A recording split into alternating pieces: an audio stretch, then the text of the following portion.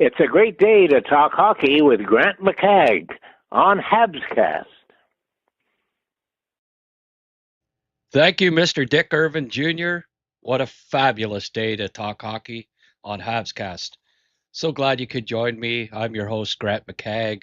I am here on a beautiful Tuesday night.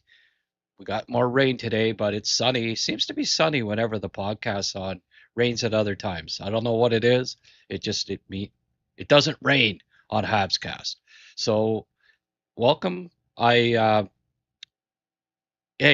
got to come up with topics here, right? It's that time of year where usually there's something going on in August. Like Montreal, has it ever been this quiet?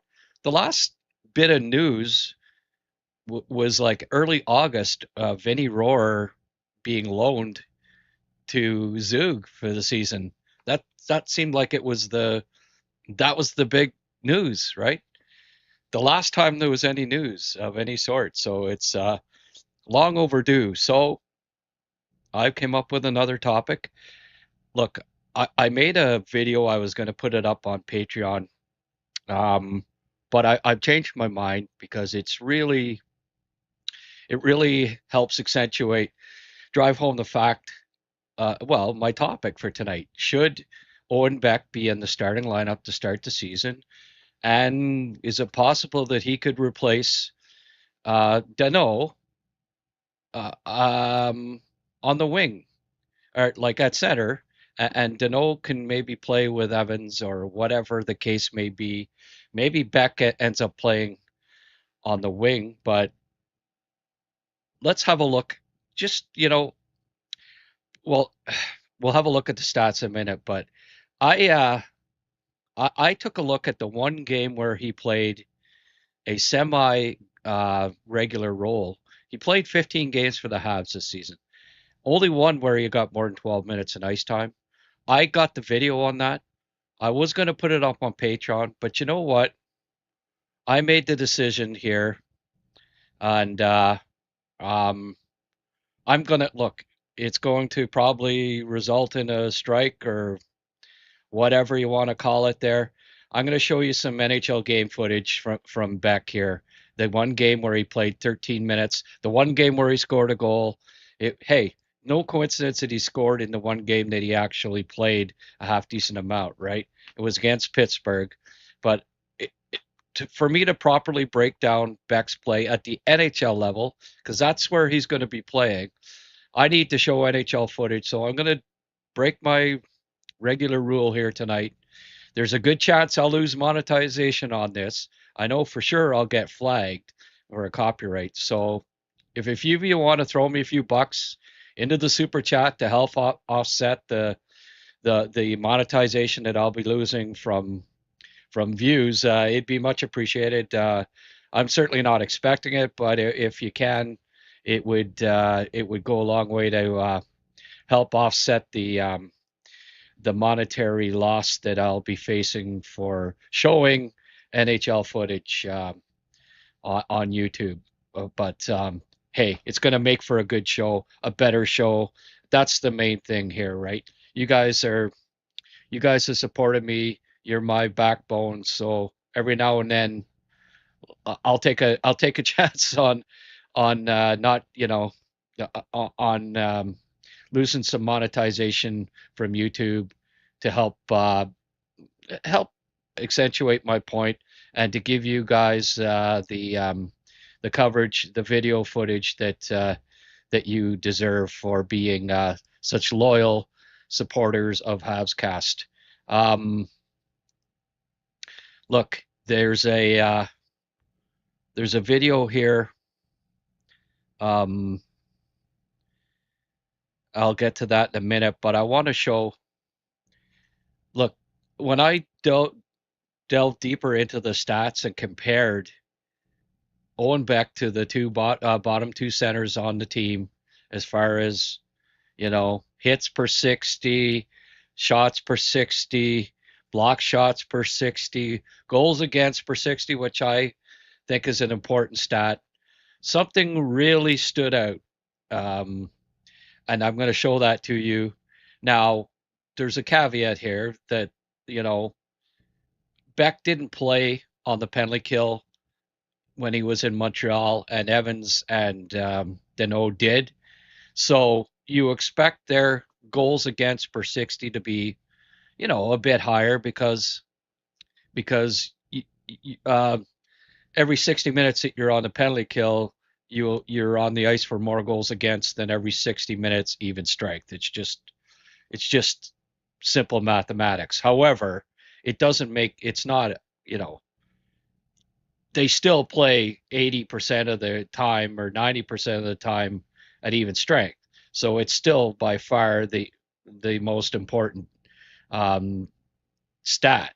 However, let's have a look at here. I'm gonna compare these stats um, between Beck and Danault last year. Okay, all right.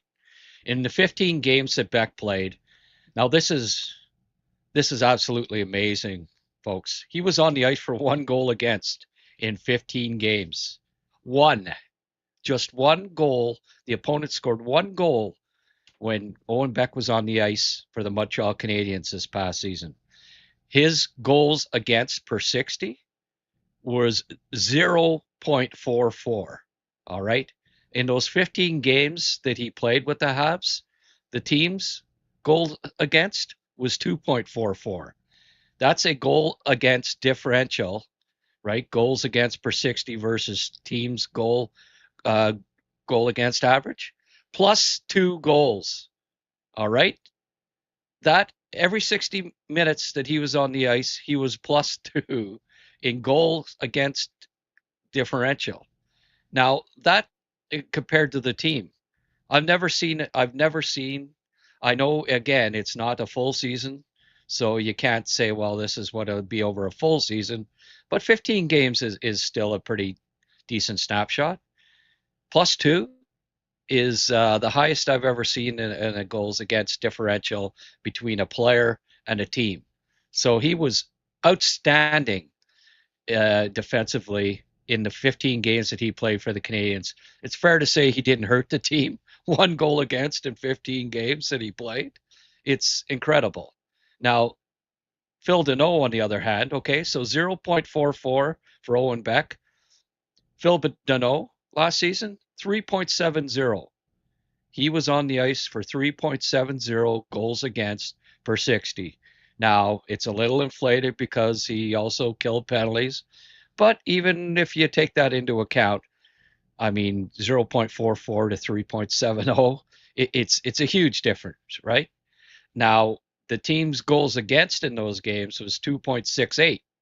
So his goals against differential was negative 0.98. Basically, three goals against differential difference between Owen Beck and Phil Danault when they were on the ice, um, which is incredible.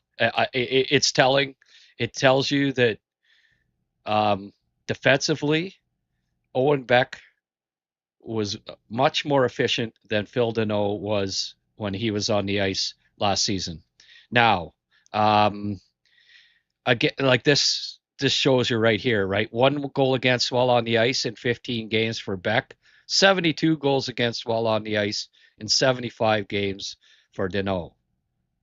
So that's again, yes, Danault played more games. Yes, he killed penalties, but 72 times more goals against while on the ice than Beck. It's a substantial differential. Now, hits per 60. All right. Here again, when you're not playing as many minutes, you might hit a little more often. You're a little fresher when you go out there. You're a little more gung ho to hit. However, still 10.48 hits per 60 for Beck, which is an incredibly high amount. 3.24 for Danault. So Beck was three times more likely to throw a hit than Phil Danault when he was on the ice. Blocks per 60, 3.49 for Beck, 2.05 for Danault. Again, much more likely to block a shot, 50% more likely for Beck to block a shot than Danault per 60. Shots per 60. This is where Phil had the clear edge, 9.2 shots per 60 to 4.8 for Beck. Now, Owen Beck played most of the time, and in the game that I'm featuring here, he played with Gallagher and Veleno, who just happened to be the two guys that have been shipped off in the off season here. So most of the time, that was his line mates.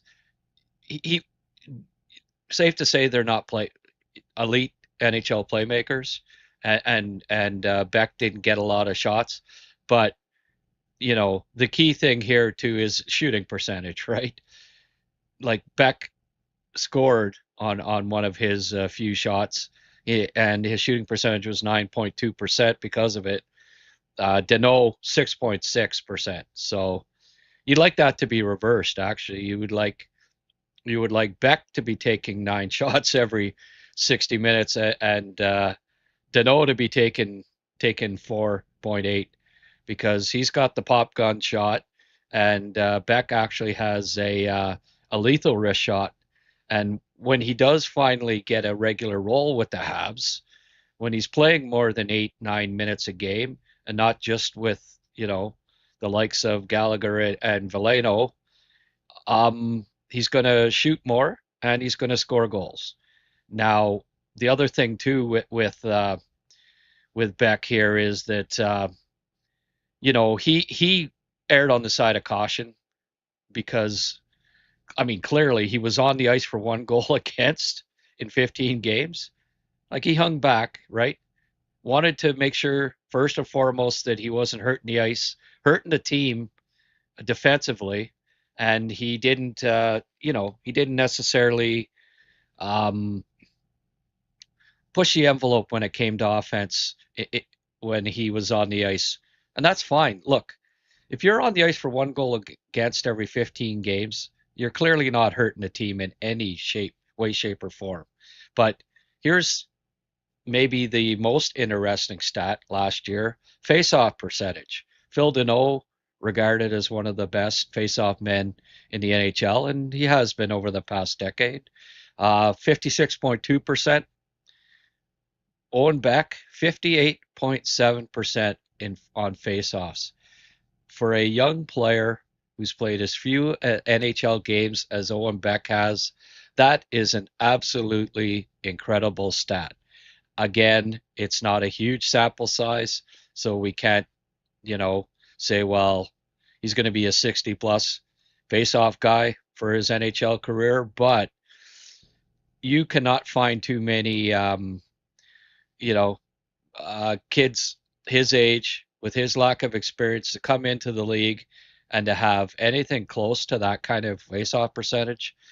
He was a fantastic face-off guy in junior, so this isn't an anomaly. This is, it's not a shock that he had a good face-off percentage, because the guy was one of the best face-off men in the past decade in junior hockey, and he will be an above-average face-off guy throughout his NHL career. This just accentuates it, really, right? And so you're not losing anything with Beck taking the draws as opposed to Danault.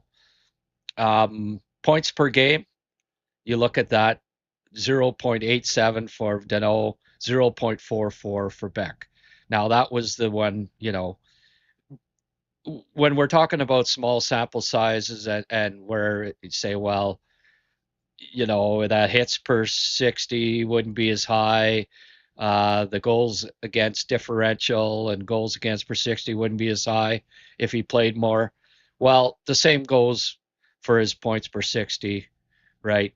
If he'd have played more than 15 games and not been a fourth liner that played 8 minutes a game, guaranteed he'd had more than one point last year in those 15 games. He'll start putting up some production once he's an NHL regular and getting more ice time, and not necessarily always playing with Joe Veleno and Brendan Gallagher. and more so Valeno, right? He did not have any. He could not bury chances last year. Um, didn't get many assists either. It just wasn't conducive to having a lot of points playing with those two guys last year. So I wouldn't pay too much attention to the points per 60 there. I mean, it's obviously the part of the game that he'll have to improve as he gets more opportunity with Montreal. But I'm fully confident that that will be the case as he gains experience and confidence and gets more of an opportunity in the NHL.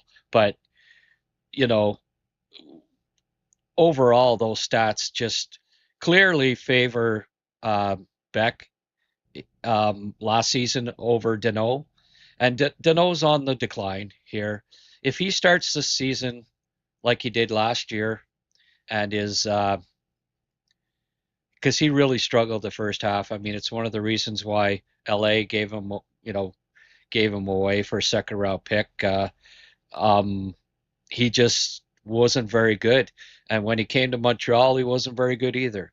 Now he picked it up in the playoffs, and I liked his game then. But if he gets off to the slow start that he did last year, and he's putting up the same kind of stats like that, um, you got to think that Owen Beck could be replacing him in the middle.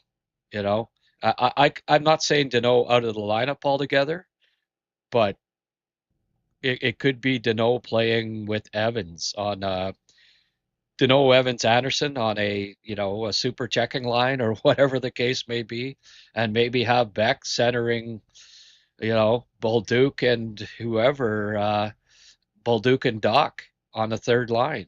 I'd like to see that because I think there's potential there. There's a potential for that line to to be a good two-way line in the NHL.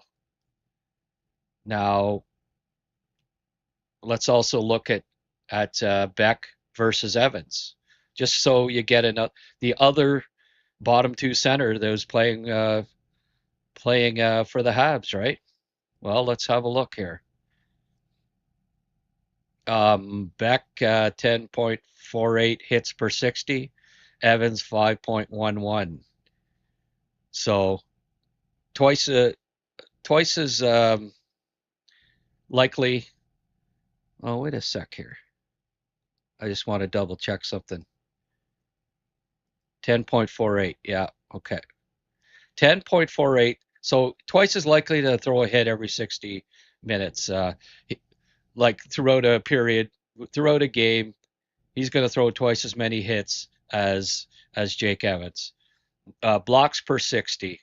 He blocked more shots per 60 minutes than Jake Evans.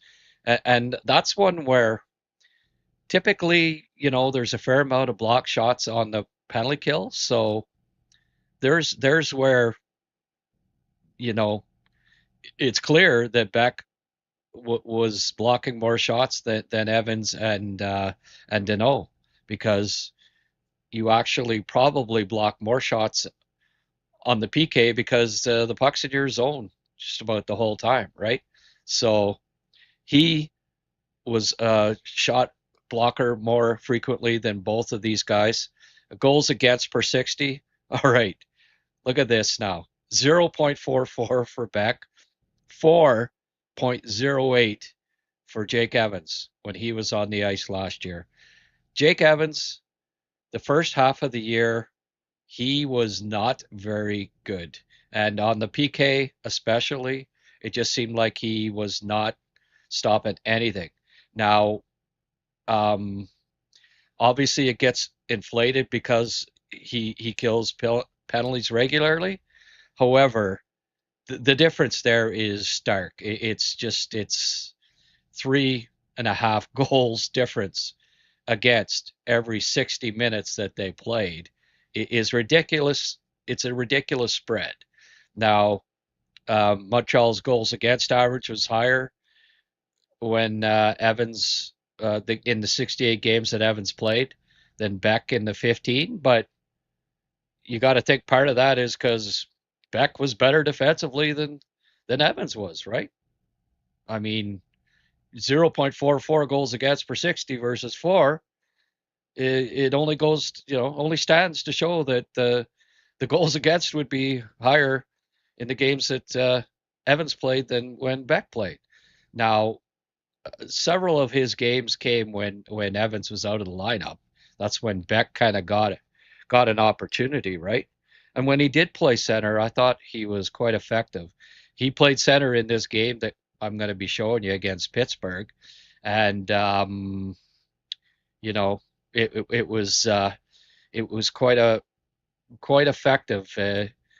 I thought he played really well, and you'll see in these highlights. I hope to show them here to you shortly. Points per 60.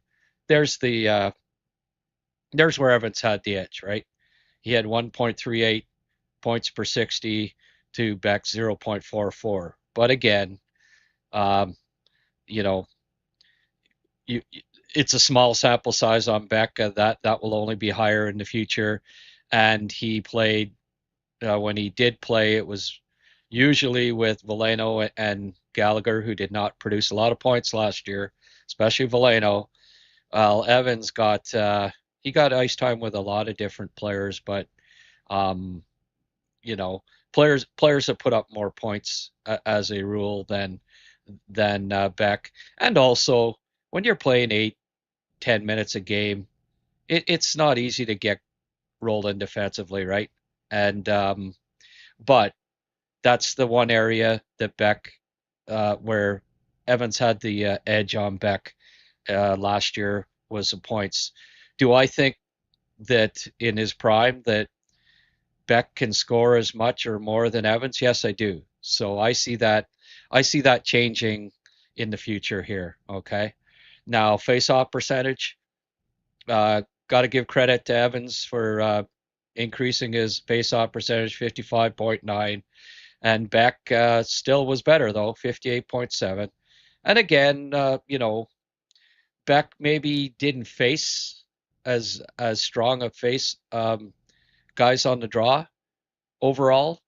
Usually maybe fourth liners, and they aren't always necessarily as good on the draws as maybe guys that Evans faced a lot of the times. But um, every bit is good on the faceoffs, and when you look at hard at the stats, was even better last year in the faceoff circle. So um, some pretty important defensive categories there. Beck was clearly uh, better than Evans last year, which tells me, you know, look, I don't think the Canadiens will be hurt by having Owen Beck playing a bottom two center role. The numbers say that he's more than capable of doing it defensively now. Um, uh, okay, you don't understand the 0.44 points per 60. He had 1 point in 15 games. Yes. Okay. Well, Pab, he played 133 minutes. Okay.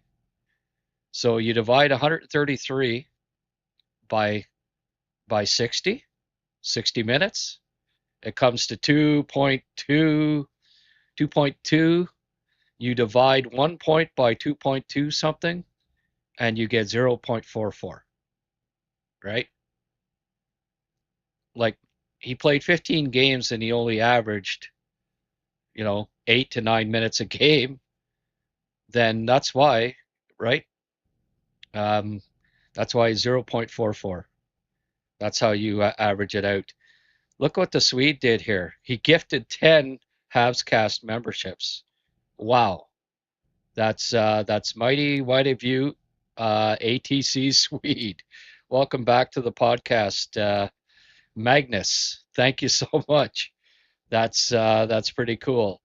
Um, Look, I've got a video to show here, and I'll mention it one more time, but uh, I'm going to be showing NHL highlights here because I really want to demonstrate what Beck has done at the NHL level, because I think that's more important to uh, to show than him playing at the AHL level.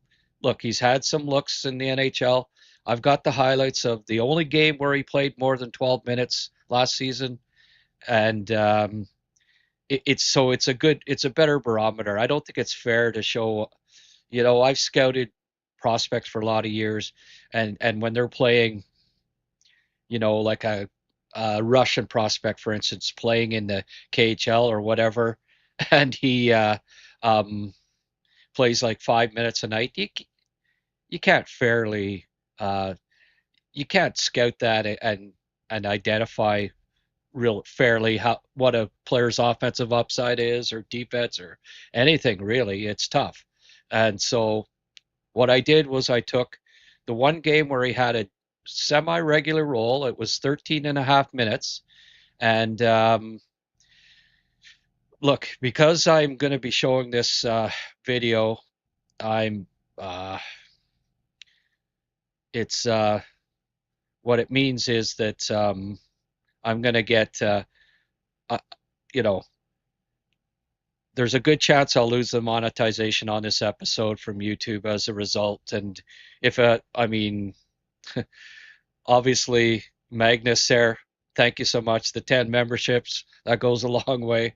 Uh, if a few of you want to throw a couple bucks into the super chat, donate a little money to this episode to offset the money that YouTube's going to be docking me for, I really appreciate it. Uh, I'm certainly not, don't feel obligated. I'm just letting you know that this one's basically a freebie on YouTube because I'm showing NHL highlights. All right, I'm gonna get hassled for copyright. Yes, I will, and hopefully I don't get a strike against me. That wouldn't be good. I'm taking a chance here, but I want folks to.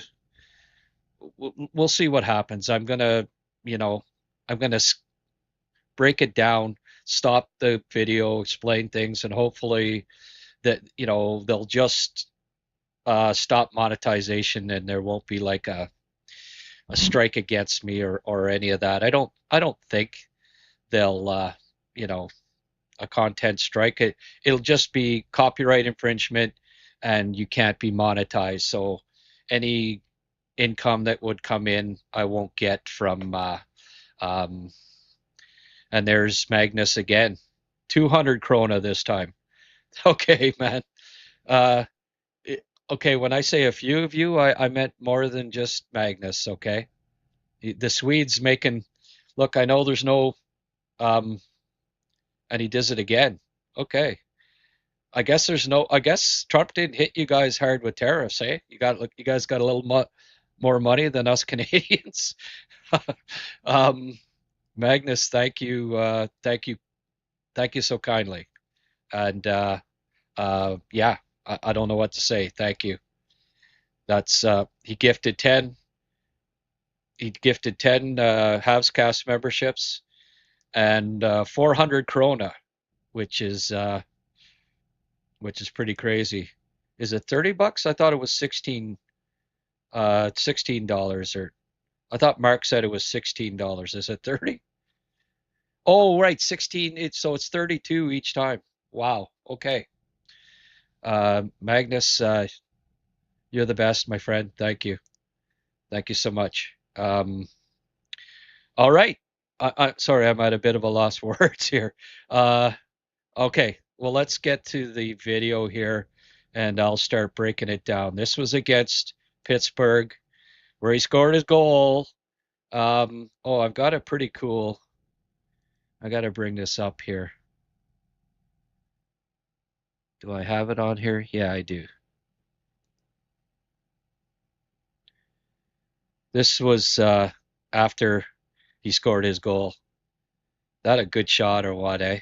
I got that. I managed to get that one and got it got it sharpened up, but there's Carrier and Hudson on the right, and Valeno on the left, and a mighty happy Owen Beck finally getting that goal. And then again, if you recall, he had the one disallowed, right, against Pittsburgh, and thought he had scored his first, and then he does it anyway. It's in this game, so it's a pretty cool highlight. And let's get to it here. His shifts there. He was on the ice with Arbor and Engstrom on the point quite a bit, and then it was Valeno and Gallagher up front. So you wouldn't think that he'd have a great game with that being the quintet, right? But you know what? That their line, and you'll see here, pretty much dominated play when they were out, and Beck was a big reason for it. Here he is getting the puck.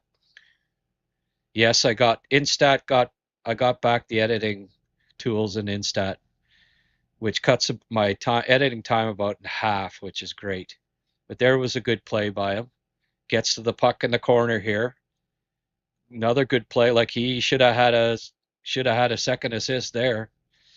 Arbor should have had his first goal of the year, thanks to Beck coming out, making the good play out of the corner. We know what really impressed me here too, how fast he back checks.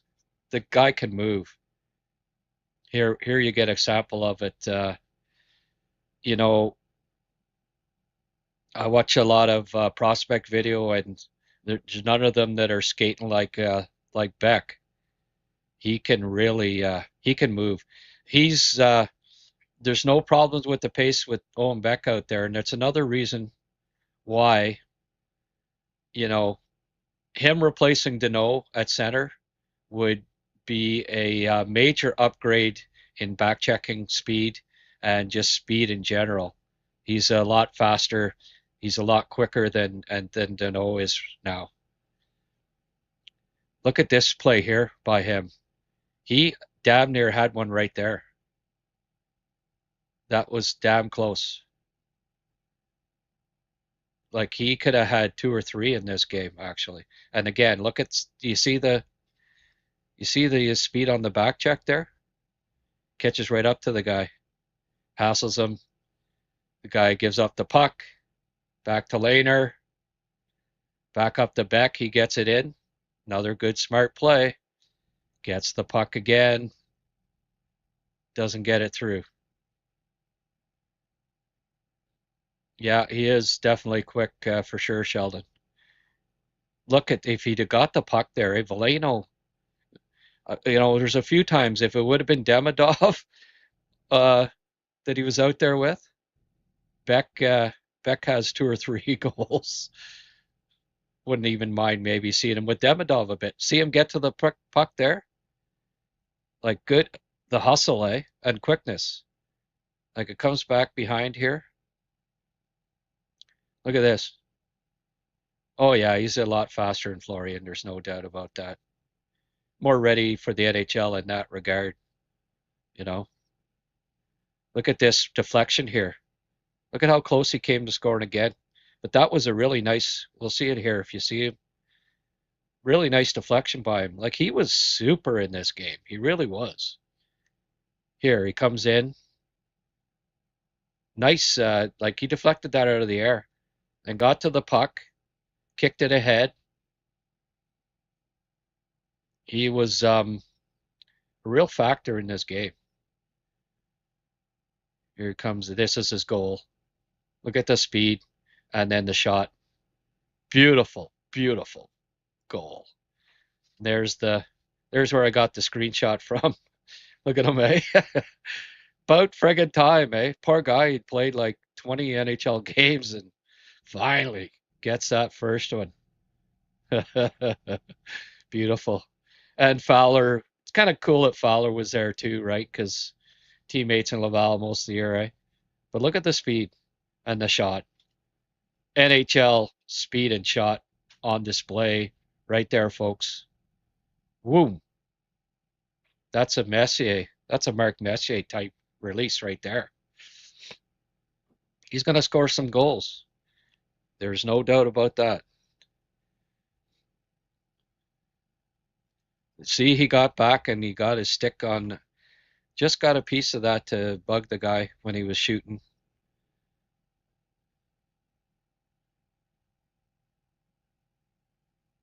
No messing around. Get the puck in. You're over the blue line. He's not been, you know what I found? Good hit, good play. Is his first tour of duty a couple times he kind of overhandled the puck at times. He didn't do that in this game. Here he is out on a shift with Anderson and Texier, and they get good pressure. I'd like to see him with more offensive line mates this year with the Habs, and I think he can. Well, he's always been able to contribute. He can definitely score goals, and will he ever be a big assist guy in the NHL? Probably not, but with that release and speed and his motor, he'll score goals and play great defensive hockey, win faceoffs, play a physical game. He's 5'11" and a half, but the kid weighs 200 pounds. I saw him at the last the development camp last year, and he's pretty well put together. Strong kid.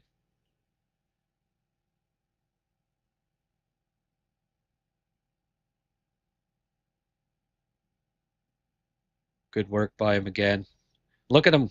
He was the last guy back. Look, he catches the guy on the back check. Like, I really like his effort on the back check. Very solid indeed.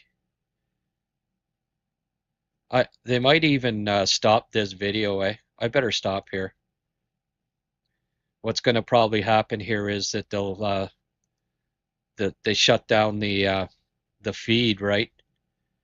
I forgot about that. That's often what they end up doing. They just until you stop the video or whatever, they'll stop the feed altogether. But anyway, you get a very good indication from that just how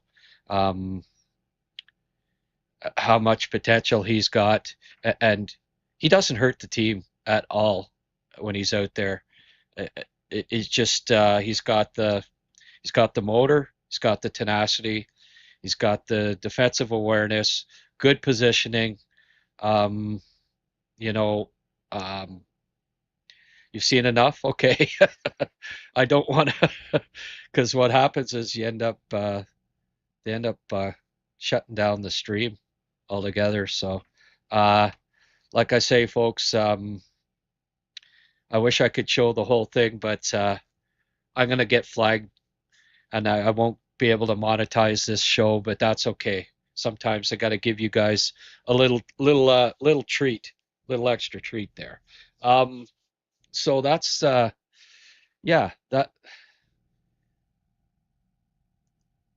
let's see what a few people are saying here. Sheldon says he'd like to see Beck start on the wing with Danault. Yeah, yeah, maybe. I don't know. I think he's a lot faster than Danault, and I like his defensive game. Looking at the stats and everything, I like his defensive game more than Danault's right now, to a certain degree. Have Danault there for face-offs on his strong side and stuff. I don't know. I honestly, I'd like to see him with Doc and Bolduc, and then have Anderson, Danault, and Evans as your third line. Texier can sub in for Danault at times. He can maybe sub in for Beck every now and then, and Beck maybe sits out the odd game, but maybe platoon those three type thing. depending. I mean, if we get playoff Danault from the start of the year this year, he's probably going to stay in the lineup all the time. But um, you know, uh, Texe, Danault sitting out most of the time, and Beck maybe the odd game. I don't mind him. I don't mind him out the odd game if he makes the team out of training camp. But I really think, I mean, as an 18-year-old, he was the last cut, right? I think that this camp it'll be just be look, we got to keep this kid around, and it's time to, you know, I mean, Gallagher got the treatment last year. Danault, look, he's on the decline. Let's face facts here. The stats show it, and um, he doesn't have his shot is just he's not going to score many goals. Beck has the potential to score goals, and especially if you put him with Doc and Bolduc. I'd love to see that trio as your third line. That could be one of the best third lines in the league, I think. So, and if Bolduc's not doing it, you bring Anderson up. Anderson, Beck, and Doc, third line. Sign me up. I'd love to see it. I just think I think he's ready. I really do. When he's that good defensively, when he plays 15 games for your team in a uh, in a defensive role, and only is on the ice for one goal against. I mean, he's ready. He's ready to play, not hurt the team, and actually help the team in the future. Um, hey, Pab says great analysis as always. Thanks for the vid, and sent me $10. Hey, thank you for the generous donation, Pab. I really appreciate that. Um, NHL Roger says hi, Grant. Well, hi, Roger. Roger that. I think Beck has more offensive ability than he gets credited for. Yeah, there's offense there for sure. I think there's third line upside with Beck. That there's too many tools there. The speed and shot alone are are above average at the NHL level. So that right there can get you opportunities and and can get you goals. So um, Beck has a heavy shot and a better than average release. These stats are impressive, Grant. They'd be better if he didn't have a couple of goals called back. Yeah, I know. He should have had three at least, and assists as well. And Steve saying love Beck, but Danault was playing against better players sometimes. And I did bring that up, Steve. But um, again, if the stats were almost even, or if it was a little bit more slanted towards uh, Beck, then you could use that argument strongly. But when there's that big of a difference, I'm sorry, but you know, 3.70 goals against per 60 to 0.44. Phil Danault wasn't out against other teams' top two lines too much. It was Kapanen's line and it was Suzuki's line facing first and second lines last year. It wasn't Danault's line. He was up against third lines and fourth lines for the most part last year. So it's not like he was playing against world beaters all year either. And it's not like the stats are almost even. Like it's not even close. So Steve, I don't disagree that for the most part when he played against better players to a certain degree. But for the stats to be that different, no. He was not as good defensively last year as Owen Beck was when he was in the lineup. And the stats just play it out. Like when it's that substantial a difference, I think Beck is ready and capable of replacing Evans if Montreal ever decides to trade him. But saying that, I still think he makes the team this year. Yeah. Well, I think it's his time. I think it's Owen Beck's time. Uh, 60 games, you know, 60 plus games, ease him into the lineup there and have another potential guy to center the second line. You know, I'm not discounting Owen Beck being able to center the second line someday too. He's got to be in the conversation. He is an Anthony Cirelli type player, right? I think he could be a 20 goal scorer if he was given, if he was playing with Demidov all the time. Owen Beck could be a 25 goal scorer in the NHL. Win faceoffs, play well defensively, back check. Like he can be the guy getting back. He's got the speed. He's a smart.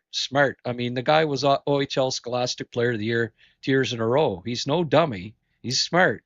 He's smart away from the puck. He's good positionally. He's got a good motor. Even Beck is not. You know, we like to pigeonhole players at a young age, but even Owen Beck is not an impossibility to center the second line of Montreal someday. I've seen it too many times in in my many years of watching NHL hockey when you can look back and say, wow, you know what? I never would have thought that guy would end up centering that team's second line, but he did, and it's well, if you'd have told me in his first year or two that David Desharnais'd be Montreal's first line center, right? I mean, I'd have said you're crazy, and he probably shouldn't have been, but he ended up being uh, a, a a top two center. In fact, the first line center for the Habs for several years. So I try not to try not to be too emphatic in slot, saying, well, this guy is going to be this. This is as far as he can go. Look, it wasn't 2 years ago. I thought that Owen Beck, 3 years ago, 2 years ago, I thought Owen Beck might be the have second line center someday. So why, what's necessarily changed all that? Well, Hage, if he plays center, yeah, more upside for sure. Cappy, I like Cappy more than Beck as a second line center at this point, but who's to say in a couple of years that Beck won't, he gets the chance, he gets the opportunity. Maybe he's out playing Cappy in 2 years. Uh, you don't know. You don't know. I try not to get too, you know, harsh in my emphatic in my predictions because I've seen it far too many times where you end up getting surprised. Some guys keep improving, some guys regress, some guys get opportunities, some guys don't. Uh, some guys click with certain players, other guys don't, and it just you can never predict the future unless you're Nostradamus, and he's been dead for a while. And ATC Magnus saying hi again from Sweden. Glad you came on tonight, Magnus. I gotta say, very happy to see you, my friend. I don't understand. Okay, I already explained the 0.44. Sheldon gifted a HabsCast membership too. Thank you, Sheldon. That's quite generous of you as well. Giovanni, before Beck gets to replace Danault, he really needs to win his spot and keep it. Well, I think he can win a spot in training camp, and I think he can keep it. Just a feeling, but for some reason, I think he earns his way on the team out of camp. Yeah, I'm thinking that that's the spot. That is going to be the case. I truly believe he's making the team and will play on a regular basis. Right on, Giovanni. We're all on the same page there. Again, wow, Magnus, and wow again. 400 krona, $64, something like that. Thank you so much. That's you sent me like more than $100 tonight with the gifts. thank you. Uh, I don't know what to say other than thank you, thank you, thank you. Um, yes, that is fantastic, Magnus. Beck could have had a few games. I had a few in the games he played, a little snake bitten. Yeah, I agree 100% with that. Kenny, just in case you get demonetized, $10. Okay. Thank you, folks. I was worried about, taking a little bit of a chance here, but as per usual, you fine folks came through and are supporting me here, and you know, um, I'm pretty well. They're going to copyright flag me, so um, doesn't matter now at this point. You folks have have uh, have donated some money to make sure that that doesn't matter. Oh, and then okay, and then Mark sends me $50. All right, all right. Uh, so what, YouTube? Bye bye. Keep your $20 or $30 in viewership money. Uh, thank you, Mark. Thank you, um, Kenny, Magnus, Sheldon, Pab. Uh, thank you all for making this a worthwhile endeavor. Should I go back to some more highlight? What's left here? I just know that they're gonna frickin' flag me though. Like they stop the video altogether usually. I'd like to see another. There's a couple back checks. Here's one here. Maybe quickly. Look at the speed on him, eh?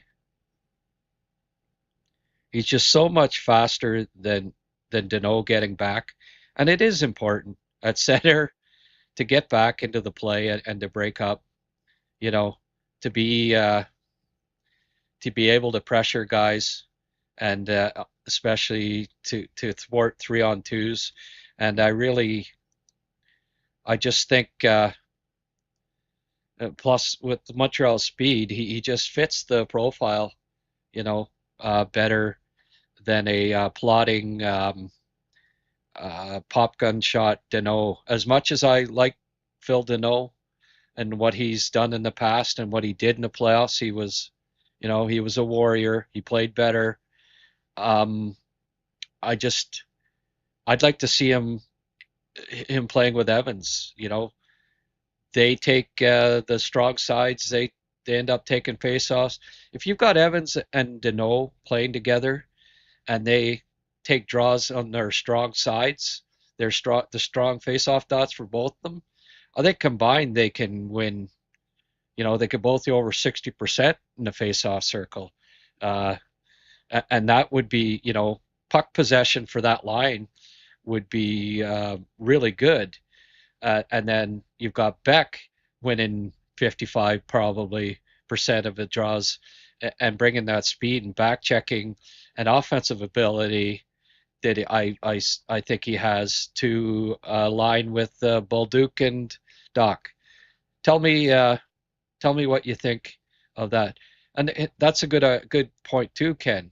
You know, Bill Beck and Bolduc the same age. You like that too? You think there might be they could develop some chemistry playing together too, right? Same age, let them build together. I like the makeup of that line, that trio. Doc, Bolduc, and Beck. I mean, yeah, I think it would be, I think it would be a hell of a line. Probably we will see Beck on the wing with Danault. Injuries happen. It could be. He might be on the wing, but with that speed, I don't know. I want him. I want him. The guy. The center's got to. It's important to keep up with the pace, and that's what worries me about Phil Danault now. And we saw it in the regular season. You know, hey, come playoff time, if Phil Danault's still with the team next spring, and you want to play him at center, but regular season, Danault, I don't know. I don't know. I I think he might be better served. keep him on the wing. He doesn't have to skate as much. Conserve that energy for another pizza run, another good long playoff run. Then you can plug him in at center if need be for that veteran presence at playoff time when checking's a little tighter and you don't have to be as fast necessarily all the time. Then yeah, but regular season, I'd like to see Owen Beck uh, um, taking Phil Danault's place at center for the most part this year. I actually like your suggestion regarding Bolduc and Danault. I've changed my mind. Yeah, there you go. Uh, Great analysis, Grant, as always. Thanks for the vid. Okay, Pab. Thank you for the 10. Thank you for the 10 spot. By the way, folks, if you're wondering why people are being so generous here, I did ask for a little bit of help because um, I played NHL footage of Owen Beck. I wanted to demonstrate why I think he's ready to win a spot in the NHL. And the best way to do that is to show him in the NHL. And YouTube doesn't like that when you play NHL footage. So um, I did say that if you could help out a bit monetarily, then who cares if YouTube doesn't pay me for this episode? Um, Replace Evans with Beck, trade Evans.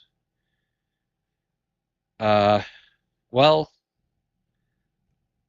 you know, I think maybe that will happen eventually.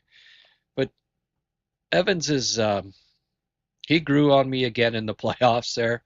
He really played well. Hey, he just he's a guy you can plug in. He can play second line center as he did in the playoffs. I mean, he played second line center and they got to the third round, so I can't deny him that. He can play third line center, he can play fourth line center, he can play on the wing. He's only improved himself his work on the draws with time. He got back to being good on the PK again this past year. So um, I just yeah, I don't know. I think I think that you can't. They're probably not going to get rid of Evans just yet. He seems like he's a like that veteran character guy too, right? Good in the dressing room, well liked in the organization. But down the road, who's going to be the better player? I think it will be Beck eventually here. I really like his hustle. Yeah, that's exactly Charlie Hustle, right? Owen Hustle. The guy definitely hustles. That's for sure. If you could trade Evans for an upgrade somewhere else, it would be ideal. Yeah. Well, I mean, if you packaged to the right team, Evans and Engstrom and you know whatever Jarosky, you'd think you could get a good top six player if you had to, but Bolduc, Beck, Newhook. Ooh, that'd be a speedy line, eh? Beck over Kapanen. Uh, Not right now, but like I say, I don't. I don't count my chickens before they're hatched. I never do. I like Kapanen better than Beck, but um, they're close. Like they were always close. Whenever I did prospect rankings, 2 years ago, 3 years ago, it was invariably like Cappy fourth and Beck fifth, or Cappy fifth and Beck sixth, like close. I don't see a huge difference in these two guys as far as their upside, similar age and all that good stuff. Beck obviously was picked higher than Cappy, so he's supposed to be better. Um, I'm not. Oh boy, this Magnus, no, you're the man. How can I possibly be the man if you're the man, as David Letterman used to say? Um, Another 200 krona from Magnus. Um, okay, I keep getting a little sidetracked here by this. It's making me giddy. Thank you very much. Uh,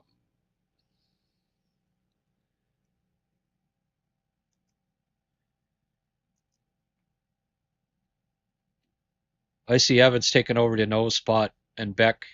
K. Get Grenier. Where are you from, K. Grenier? I don't recognize that name or yeah. Let us know where you're from. If you posted it on here before, I didn't ask you. So any newcomers on here, I like to know where you hail from, and that includes you, Magnus. Whereabouts in Sweden are you, buddy? Don't tell me it's Nigeria, because then I'd be concerned. No, I'm kidding. I see Evans taking over Danault's spot and Beck taking over Evans. Yeah, no need to trade Evans. He's solid. He wants to be here. Still has some years left in the tank. Yeah, I don't necessarily disagree with that. Um, Now Evans taking over Danault's spot. I think Evans is ahead of Danault on the depth chart now, is he not? Like he was center in the second line last year, so right now going into camp on the depth chart, I think you have to say that Evans is probably uh, two or three. I mean, I wouldn't have him two, I'd have him three, but you know, three and Beck would be four for me. And then you put uh, maybe Beck plays with Danault, maybe. Anyway, there's lots of possibilities there. And what about Hage when he's ready? There won't be a spot for either Danault or Evans soon. Well, I don't think Hage plays uh, center right away. And like right now, Cappy and Beck are ahead, like are more seasoned, right? Better face-off guys, better defensively than than he is. So there's no rush. People are saying, well, Beck on the wing. I see him at center, and there's no rush for Hage to play center. He's the guy that I think will start on the wing. Where I see Hage is Hage plays with Demi and Kapanen on the second line when he comes up on the wing. You froze a bit there. I thought you were getting shut down. Okay, there. I just froze again. Scare you? You're getting the well of misfortune. There you go. The wheel of misfortune. Yeah, absolutely. Hey, Brent. Agreed, Ken. Right on, Ken. Yeah, thanks for the tenor. Was Lecky number 62? I do believe so. They didn't retire it. It's not up in the rafters. Danault is on his last year. When Hage arrives in April, Danault will be on his last playoff run with the Habs. His spot will naturally open up with his contract expiring.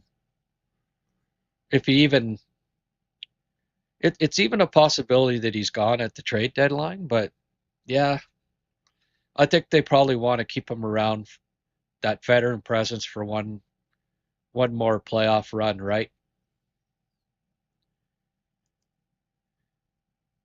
All right, Mark. Yes, Marcus with the maroon. I love those maroon ones, boy. $50. Love it. He was like Nick, MVP of the Memorial Cup, big game player. Yeah, he well, that's the other thing. Playoff time in the OHL, Owen Beck, money. Peterborough Pete's gets traded. takes his new team on a long run. Gamer, absolute gamer at playoff time. He's one of only two players, if I'm not mistaken, to play in back-to-back Memorial Cups and World Juniors. I think it's only been done twice.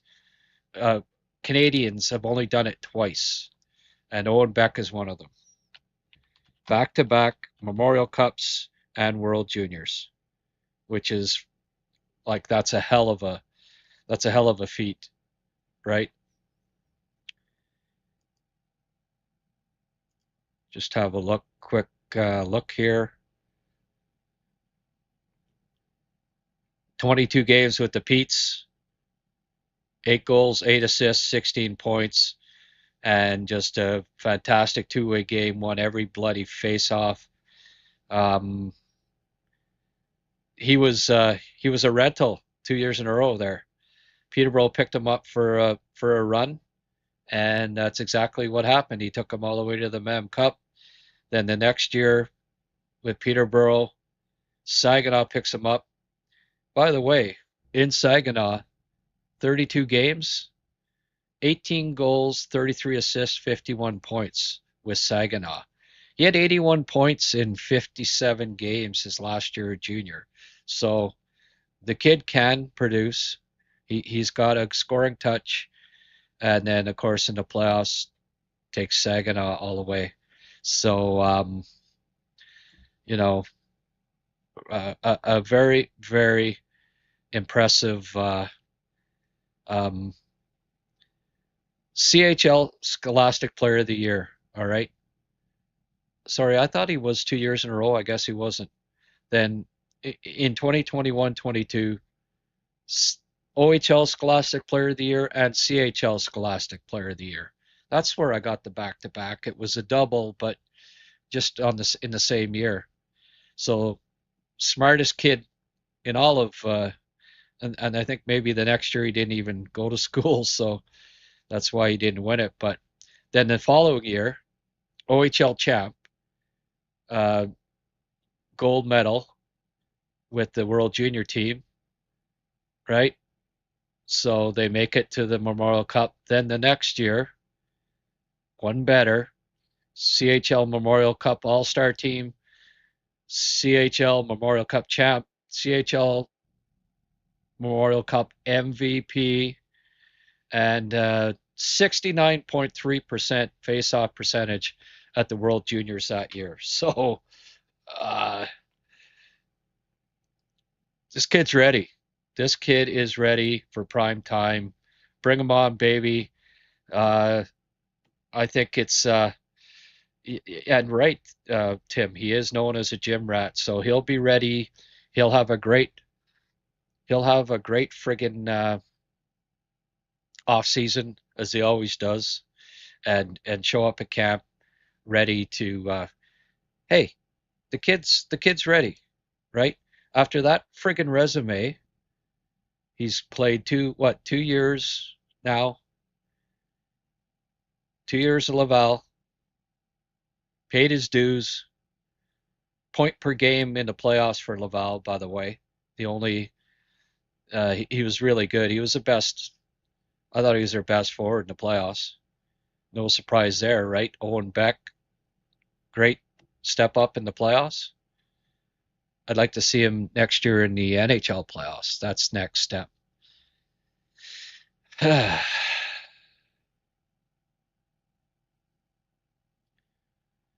And Mark there explaining the $50 donation, just helping Grant stock up on beers. Habs will kick butt this year. He's going to need several per podcast. Oh, I don't think my liver. Yeah, I've been really behaving. I bought 2 cases of 60 at 260 packs at Costco when they're on sale. I think I've gotten through 30 in the past month. Behaving myself, drinking at home, saving them up for, hey, got to crack one or two or three after games, right? That's when we have our That's when we have our beers at home. No question, Beck should be in the lineup and Texas as the 13th forward. Yep. Beck wins faceoffs. Yes. And back checks like a demon and can really shoot too. Cheers, Mark. In a word, yes, 35 at 5 million as opposed to 23 at 875K. 12 years younger, no brainer. He's actually 22, is Owen Beck. So, even better. And, that's a good point too, right? Making 4 million less. I don't know. It's at that time. Hey, look, if you can make the tough decisions on Brendan Gallagher, you can make the tough decisions on Phil Danault, and it's not like he's only been here 6 months, so it's not like it was nonstop for 15 years like with Galley. I mean, oh, we've got a Gander Newfoundlander, Mark Quadman. Hey, Mark, that's a new name in here. You got to join us in the celebration. Glad to see you. Glad to see you on board. And more Newfoundland. We've got enough. We've got enough fellas from Newfoundland that chime in here. That's pretty cool. All these bright colors, yeah. Maroon, dark orange, yellow. I love it. Green. Yep. There's been it's been quite a mishmash of donations here today. Thank you so much. Um,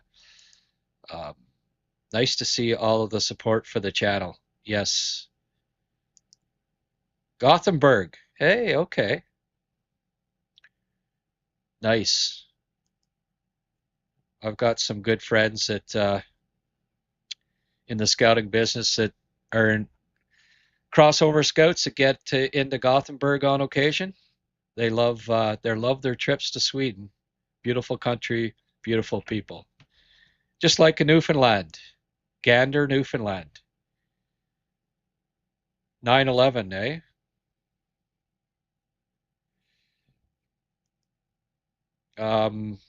Frölunda, Frederick Lindquist, goalie Rangers. Okay. Yeah.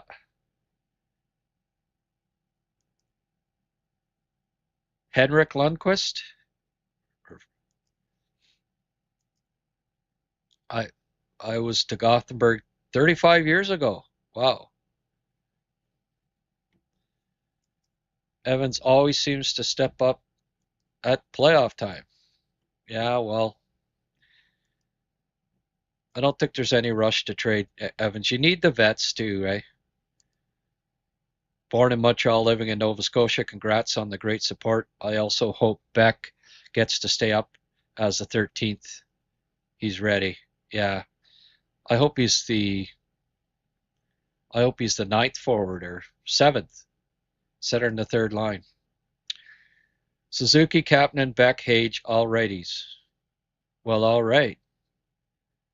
That's true. And you know what? It doesn't matter. We all agree, just get better. Yeah. Evans plays about 5 minutes of the last 10 when the Habs have a close lead. Yeah, I know why. I don't necessarily agree with it, but he does. You know that Marty doesn't want to lose him, that's for sure. Partly due to Marty favoring certain players at crunch time, explaining the fact he had Caulfield sitting on the bench with the net empty. Yeah. Caulfield is a defensive liability, and Beck is just as good in the dot as Evans. That's true.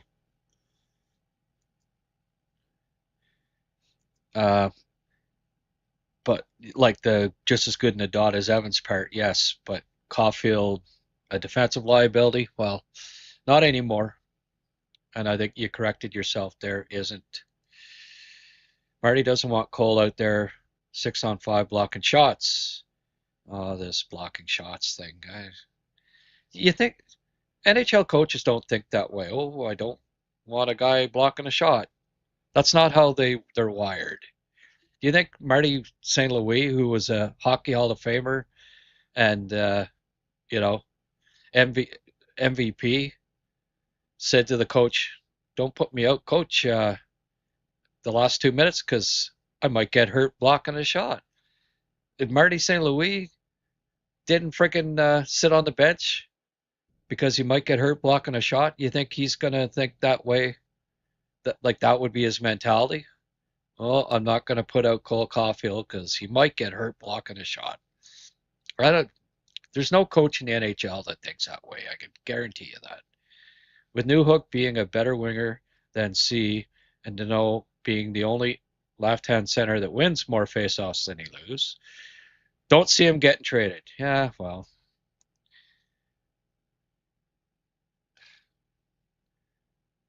not that big a deal. Left-handed center. Look, all of the centers were over 50% last year, and Cappy, with the exception of Cappy, and he was at 48. So they're able to win. They're able to win face-offs on both sides, all of them now. If keeping players off the ice on 6 and 5 because of fear of block shots, and Suzuki, who is most important to have right now, shouldn't be out there ever. That's right. The franchise player. What you don't understand when the other team pulls their goalie, it's like killing a Pelly, not the place for Cole. Okay, well, you guys can go back and forth on that. Yeah, Henrik. Okay. And Lundqvist, right? Not Lindquist. Okay. I knew who you meant. I knew who you went. Ranger goalie, that's King Henry. Um, Typo, no problem. Marty was always out killing 5-on-6 when he played. Yeah, he was. And you know what else he was doing? He was blocking shots. Absolutely.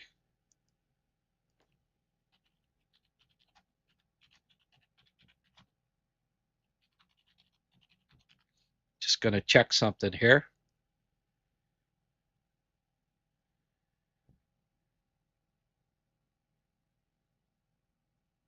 Yeah,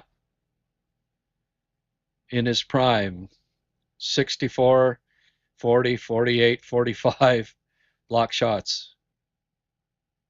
64 block shots, Marty. So, yeah, I don't think he was afraid of getting hurt blocking shots. They're hockey players. No, he wasn't a big guy. Trust me, it's not the mentality, of a hockey coach and an old school NHLer like Marty St. Louis to be worried that, well, I can't put that guy out there because what if he gets, what if he blocks a shot? Oh, what if he gets knee on knee? What if, I mean, you can get hit crossing the street.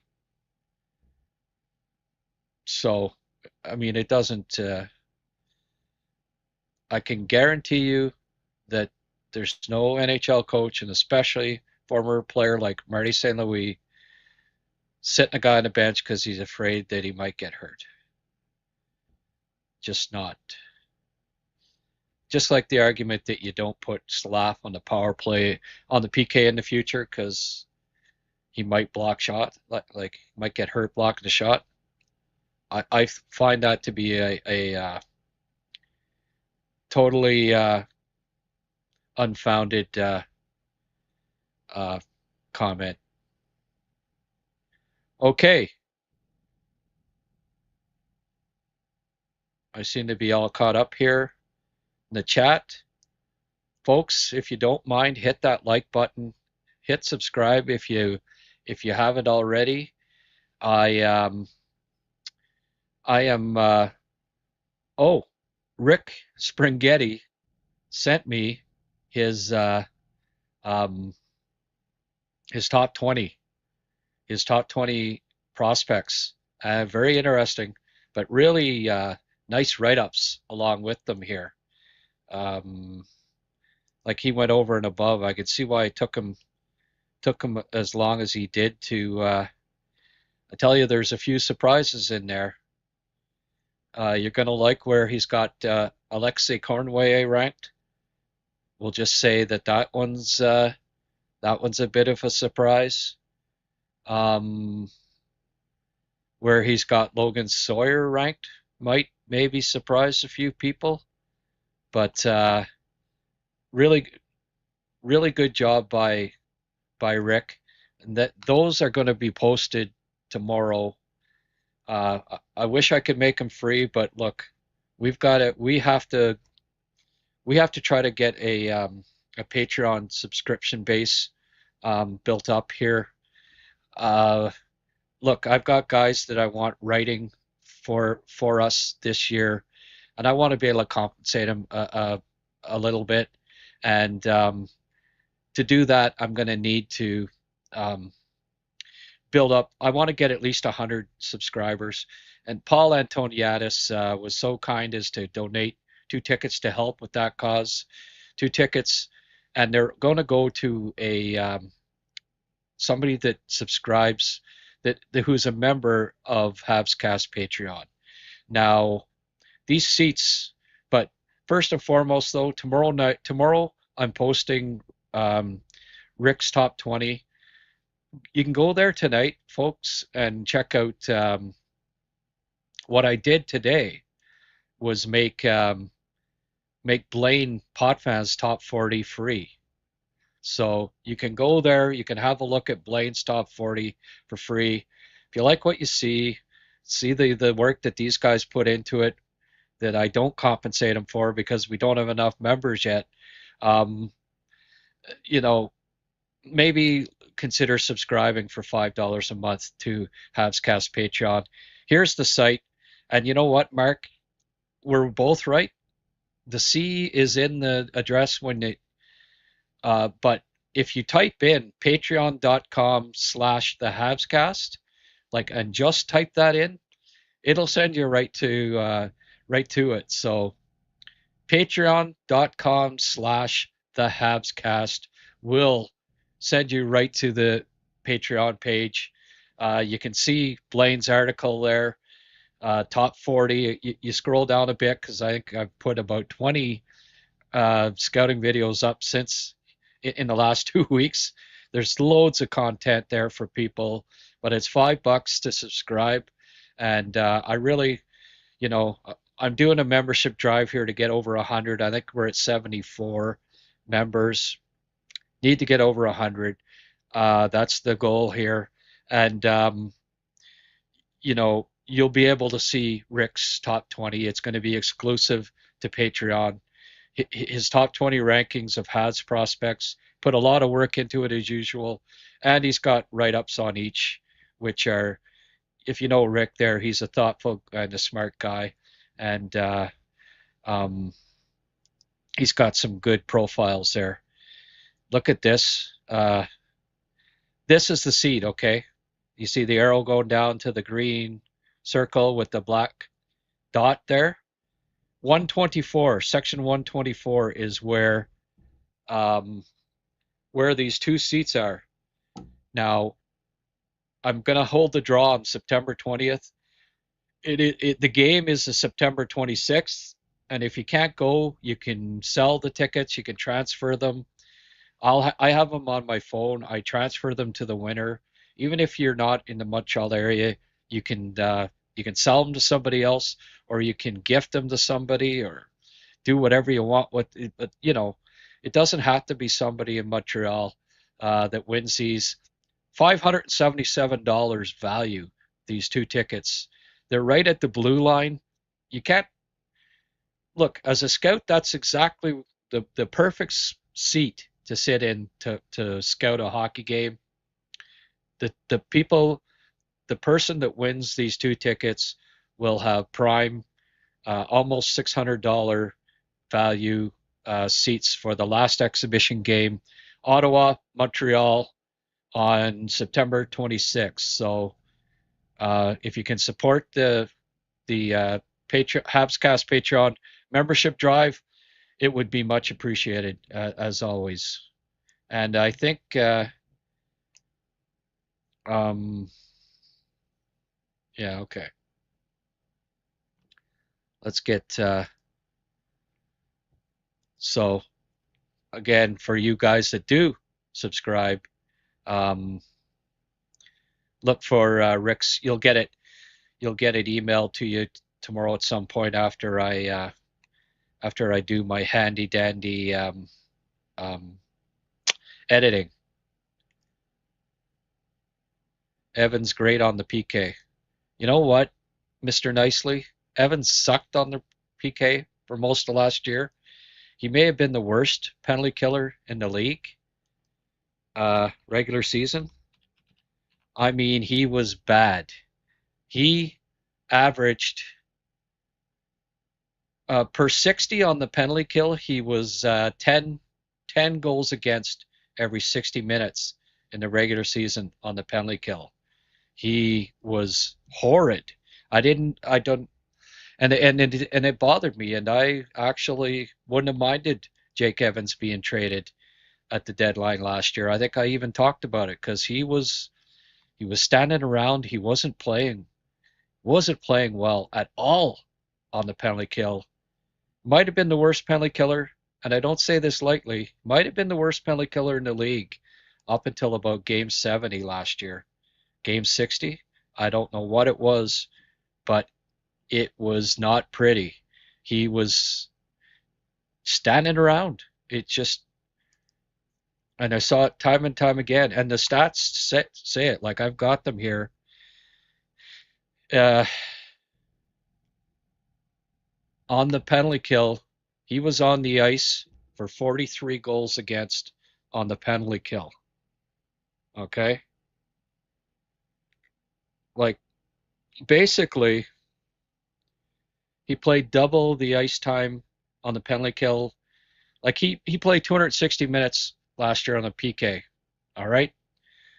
Owen Beck played 130 all told. So half. Okay. Owen Beck was on the ice for 1 goal against last year. Um, Jake Evans, who played, you know, twice as much at minutes, 43 goals against in double the time of Owen Beck. So I'm just going to calculate this. 267 divided by 60, 4.45. 43 divided by 4.45, 9.66 goals against every 60 minutes on the PK for Jake Evans last year. Never seen a stat that high. He's got to be better on the PK. I did like him better in the playoffs on the penalty kill, but in the regular season, it was scary, folks. He was not very good. Playoff time 1, 2, 3, 4, 5, 6, 9, 10 goals against on the PK. There was one game against Buffalo. He was on 3 goals against. The 8-3 loss, 3 goals against on the PK. What did we get here? Brent Henry on. Just subscribe to Patreon. Right on, Brent. Good luck in the draw for the tickets, and really appreciate the support, my friend. Thank you for supporting HabsCast Patreon. It's much appreciated. We're gonna get up over 100 members here, and hope that just keeps growing. I want to get Bob Trask back on board, writing some of his great articles too. Bob's a really good writer, and Blaine too. Blaine writes for the Hockey Writers, and he does stuff just out of the goodness of his heart because we don't have enough subscribers yet for him to get compensated. But I'd like that to change. Look, folks, Bonish Arcades, Eganville, Ontario. private family-owned business run by hockey fans. It's getting late in the year, but they are open till Thanksgiving, and it's just a great place to take the kids or take yourself. It's $25 for adults, 15 for kids to go to Bonachère Caves, and it's really cool in there, literally and figuratively. You see at the bottom of that bonacherecaves.com. Check out their website. It's really well done and explains what they're all about. The guy, the fellow over here on the right, that's Chris, Caveman Chris, good friend of mine, super guy. There he is holding my book, Valley Snapshots, that I wrote a few years back. They are available there for free. I left 200 copies with Chris a couple of months back. Said, Chris, just hand these out to people, okay? Thank you so much for sponsoring me, and I will give you in return $4,000 worth of books to hand out to your customers. So, yeah, that deal didn't work out so well for me, but you know what? That's okay. I appreciate that he's the only guy that sponsored me all through this summer on here and kept me going. I got a few irons in the fire trying to get some sponsors lined up. Hasn't happened yet, but we're working on it, and hopefully we get a few in place. But you know what? With the support I'm getting from you fine folks, it's kept things rolling here just fine this summer, regardless. Okay, I will get rid of that. Get back, see if there's a few.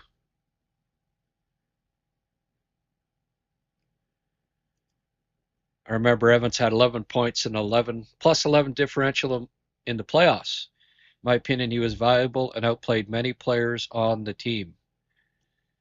You remember a little differently than I do, Jason. He had 11 points in 19 games, and he was playing with Demidov on the second line.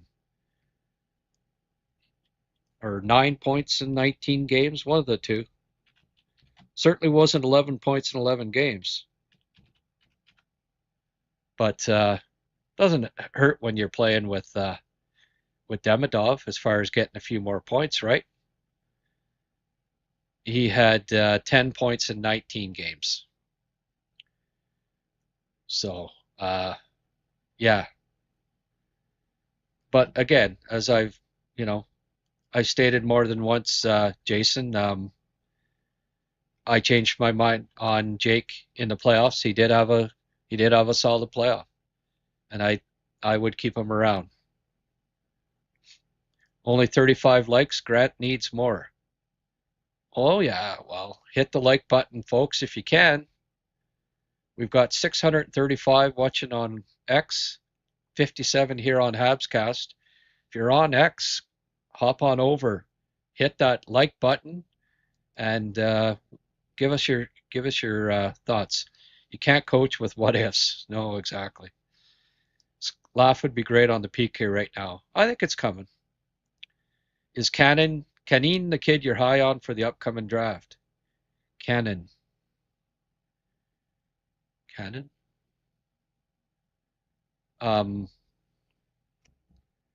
did a video on Makar Caneen. Is that who you're talking about? Khanin? No, he was already drafted by the Habs 2 years ago. I did an article.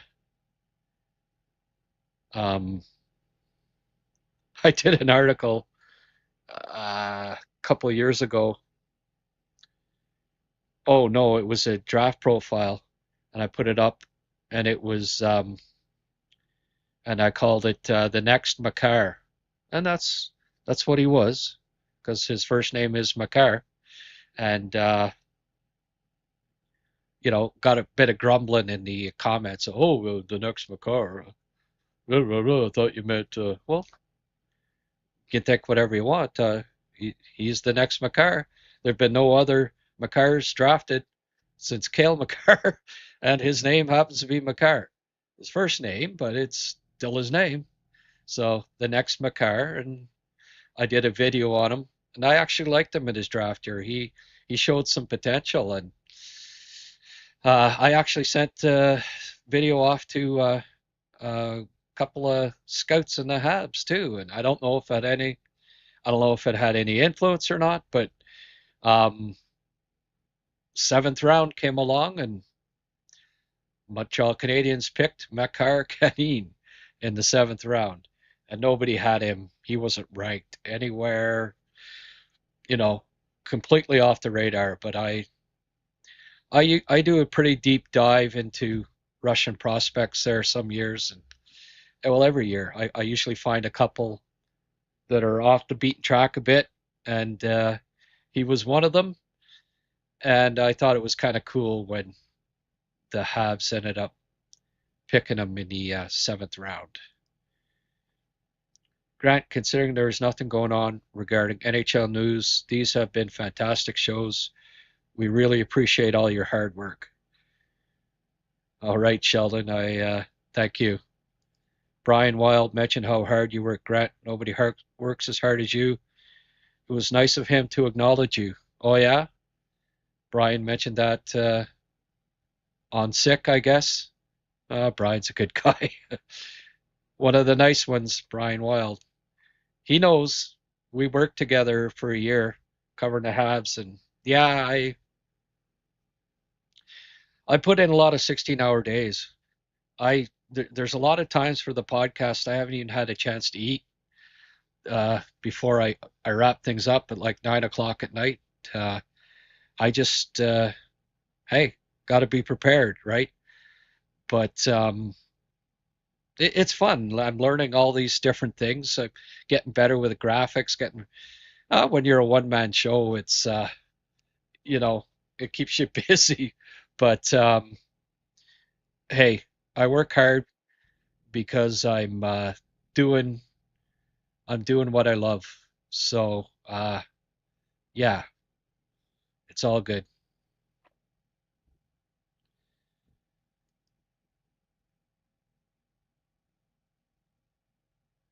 41 likes. Okay. Brian mentioned it last night. Well, good for him. You say having all right-handed seed doesn't matter.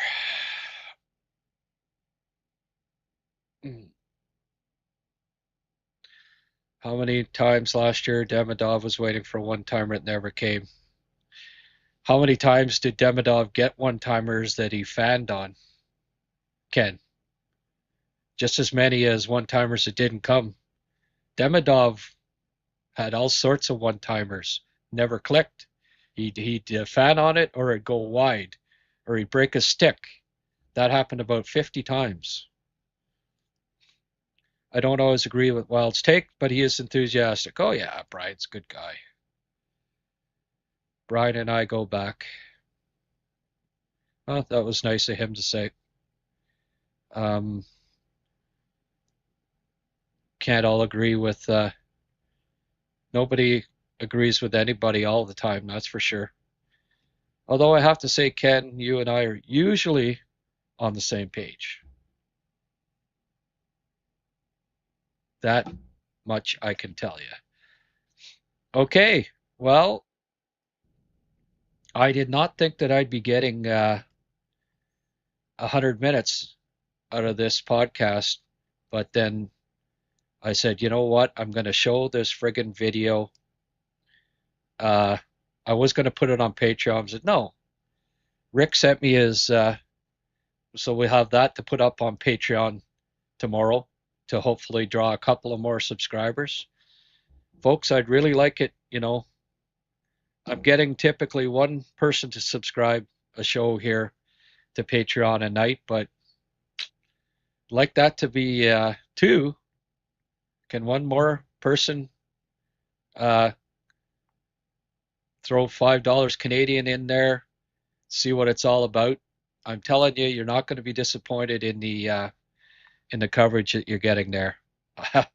And wait till the season gets going. I'm going to put up there'll be lots of days you'll get 2 or 3 scouting videos a day of Habs prospects being put up by yours truly. I missed the friggin' game this morning. I didn't realize it was so early, but Jarosky, like I looked, checked it out about 8:30 in the morning. I said, "Oh, okay. Is he playing at 10 like usual?" What? He's already played. The game was over, so I couldn't get any of his video, but that should be up tomorrow. Jarosky's shifts from today. He played on the third line on the wing, and he didn't get any points today. But yeah, I'll be getting up Jarosky videos. There won't be many that I don't get the highlights of this year, and Pugachev as well. All the top guys. Patreon's going to be your one-stop shop there, folks, to get all of these videos. I'm going to put this up one last time. Keep a check on my Gmail to see if another membership comes up before I sign off here. Subscribe to Patreon at patreon.com/thehabscast. Not that complicated, right? And you'll see the membership button right there. $5 Canadian to join, and that gives you an entry into the draw, which is going to be about 1 in 100 odds, which hard to find a lottery with that kind of odds, folks. 100 to 1, 1 in 100 chance of winning. 2 tickets, Habs' last exhibition game of the season, of the preseason against Ottawa.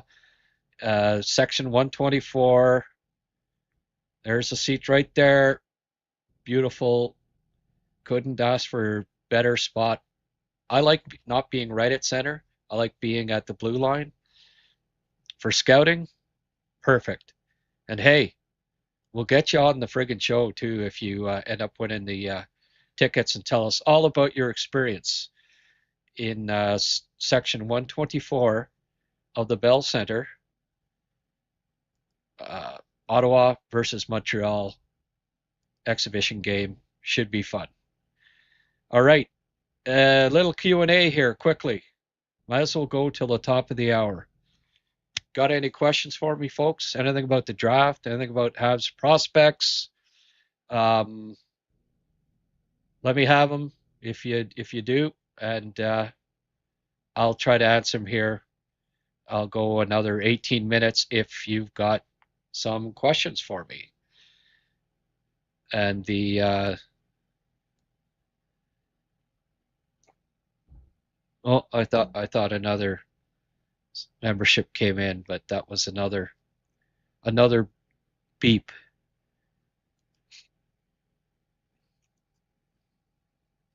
I haven't given these guys a plug in a while.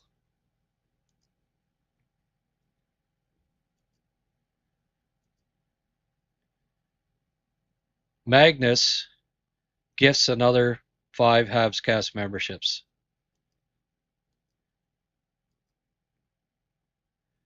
Magnus, don't really know what to say other than wow, thank you so much. I mean, even Mark says, Holly Molly. Good golly, Miss Molly. Yeah. Next Level Hockey. I went there, did a seminar. Mike Buonacountry, great guy. Look, you got a young aspiring hockey player that needs to sharpen their skills. Next Level Hockey. Check out their website at nextlevelhockey.com. Go to their Instagram at nextlevelhockey_. Check out their stuff. It's a really cool facility that they've got there. You know, great group of kids. They were asking me all sorts of questions, and I loved every minute of it. It's in Laval. Really cool setup they got there. But a great hockey school to take a kid to sharpen their skills. I recommend that you check out Next Level Hockey. Check out their website. Um, Magnus gifted 5 more HabsCast memberships. So Magnus with 15 gifted 15 memberships and 600 krona today. Wow, that's simply outstanding, Magnus. I can't thank you. I can't thank you enough. Have you seen any games of Loken this preseason? Well, Ken, why don't I get some? I had a quick look, but you know what I'll do? I'll get all of his saves and shots from his last preseason game. Okay, he hasn't played in the last week, but he did play 2. And tell you what, Patreon, you're a Patreon member, right? I'll I'll just for you, man. I'll put up a video of his last game and all of his shots against, saves and goals against. Okay. Um, any news on LJ Mooney? Will he be at rookie camp? Well, no, I don't think he can be because he's going to be playing. He's going to be playing college hockey. No LJ Mooney. I guess what the news the news today was that Hage showed up at Michigan's camp there on campus, getting ready for the season. For some people, apparently, this needed to be confirmed. Um, I um, I mean, I could have told you that he's not. I don't know why people were still holding out hope that it was obvious last spring. He made his decision last spring, and he's not going to change his mind on it. He is going to Michigan for his junior year. He's going to be great. If you saw the episode last night, I predict he's going to win the Hobey Baker and the scoring championship. I think he's the odds-on favorite. Maybe he doesn't, but if I was a betting man, he'd be the odds-on favorite, in my opinion. And we'll see. We'll see how it shakes out. But the fact that he's going to be playing with Dupont and Cameron Reed, who I think is just a fantastic defenseman, the two of those guys. Henry Muse is back from last year's injury, and he's a playmaker too. Look, Hage was top 3 in scoring in the country last year without any offensive defensemen for the majority of the year. So I see him putting up monster numbers this year. Here's the let's have a look here again. Horkoff, Hage, Perron, probably the top line. I mean, you could put Spence up there. You could put Hurlburt. I mean, take your pick, right? But I mean, Perron had 40-some points last year. I just want to double check that, but I think he may have been top 20 in scoring in the friggin' NCAA. I'll just double check here. 41 points, yeah. More than a point per game. What was he? Yeah, tied for 18th. So top 20 in scoring last year, right? Well, you put him on the top line with Horkov, who had 25 friggin' goals, and he was 24th in scoring. So 3 top 25 scorers on the same line, including the guy that was tied for 3rd, Michael Hage, and with Landon Dupont and and Cameron Reed on the point. Like, hello. I just see the points just piling up. Last year, Hage, 39 games at 52 points. He plays 40 games this year. I think it's 70 or 80. I think he gets 70, 80 points this year. That's my feeling. We'll see. Maybe that's a little high, but wouldn't be surprised. Top scorer last year had 59. I think Hage has at least 70 this year. I always thought the talk of Hage changing his mind was silly. Yeah. Well, just because of one thing Gordon said, about, till he's there, and everyone just took it and ran with it, right? That team looks too crazy for him not to play this year in the NCAA. Well, man, yeah, they're going to have fun. It's going to have fun this year. College is fun, and when you win, it's fun, and they're going to win. I mean, Michigan State's loaded too. Don't get me wrong. The two teams are, but Michigan, ooh, far-fetched. Better for the kids' development to be on a team that completely dominates before coming to the NHL. Sure. Not surprising that his brother decided to go back to the OHL. He wasn't playing there this year. He wasn't making that lineup, that's for sure. Look, Sima, who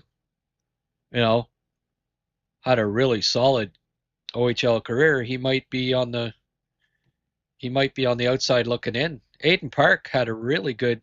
He might be the 13th forward, and he's friggin' good. Like, it's just sickening how loaded this team is. Park had 16 points last year, 8 goals, 8 assists as a freshman. That's really decent. Plus 11. He might be the 13th forward, which is nuts. NHL draft pick.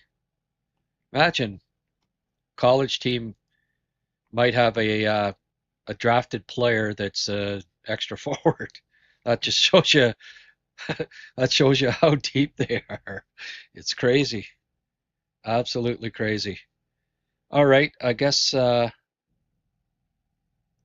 we'll get to a Q&A at a later date, but I think we're going to have to wrap this up. I don't want Magnus to be friggin' sending me anything else. Magnus, you've done enough, and as far as my thought that, well, I'm taking a chance here doing a podcast that's probably will get flagged and won't be monetized.